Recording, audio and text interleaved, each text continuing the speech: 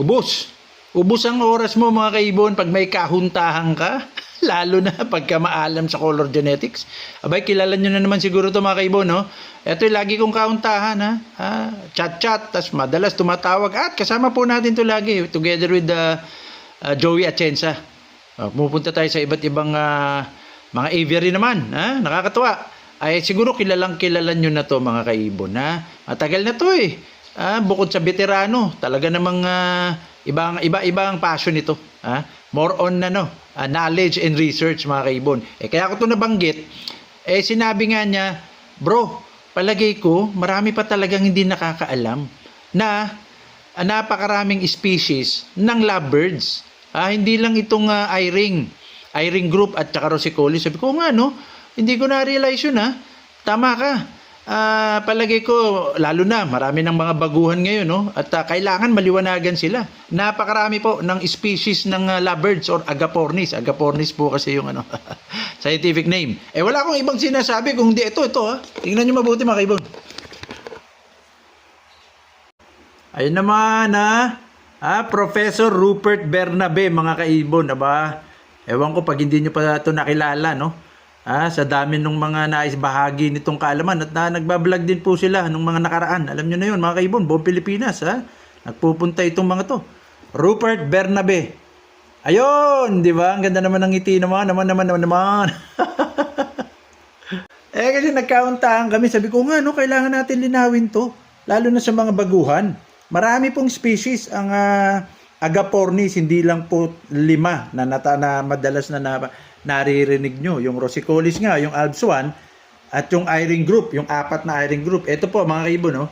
Meron tayong libro dito yung unang libro. Hindi ko ito nababanggit eh. Ito yung unang libro ni Dirk Van den Abil. Bago siya naglabas ng Lovebirds Compendium na talagang, compendium talaga kasi ang kapal.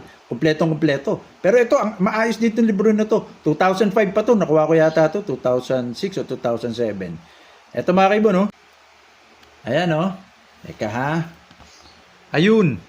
Dirk Van den Abil, Lovebirds. Ayan yung mga iba't ibang mga species. Andito yun, no? Pakita muna natin si Dirk nung bata-bata pa, di ba? Guwaping, no? Parang kahawig ko lang. 2005 pa kasi to, Tingnan nyo naman, At ito, nung bata siya, ito yung unang mga cages niya, di ba? Panalo. Okay mga kaibon, dahil nga talagang sineryoso nitong si Dirk Van den Abil, ni-research niya lahat. Ito po yung siyam na species naman ng lovebirds. Ayan, kitang-kita ba? Ayun. Tingnan niyo mabuti, siyam yan mga kaibon. Unahin natin to. Agapornis canus. Okay? Malinaw, ito naman, kilalang-kilala nyo, Agapornis fisheri. Teka, lilinawin natin to. Ito pong siyam na to, ito po yung kanilang wild type form. Ayan po ang itsura nila kapag makikita sa wild. So wala pa itong mutation mga kaibon, hindi pa ito OPA, wala pang kahit na anong mutation to. Ito lang yung nakikita sa wild, yung itsura nila sa wild, yung kanilang phenotype sa wild. Or wild type form nga. Okay? Agapornis canus, Agapornis fisheri, ayan Agapornis lilianae o yung nyasa, Agapornis nigrigenis o yung kilala nyo as black chick, Agapornis personatus, Agapornis foliarius naman mga kaibon, Agapornis rosicolis o yung Alps 1, kabisado nyo to. Agapornis swindernianus, ito yung halos hindi naalagaan, napakahirap i-breed.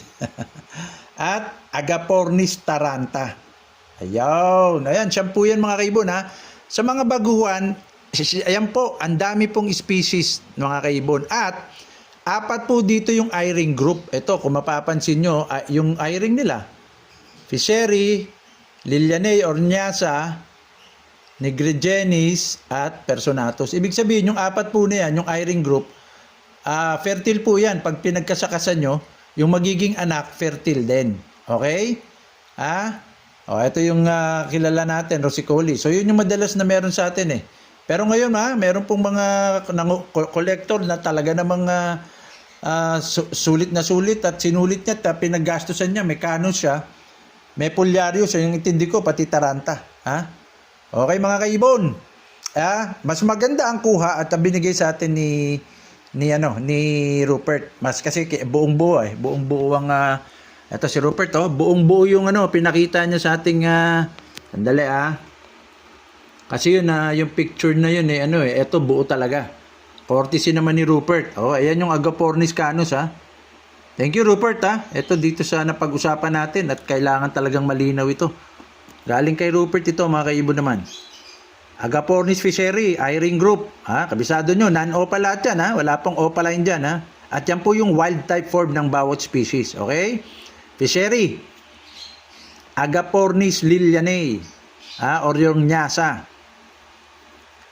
Agapornis nigrigenis o yung black chick mga kaibon. Diba? Mga wild type form yan mga kaibon.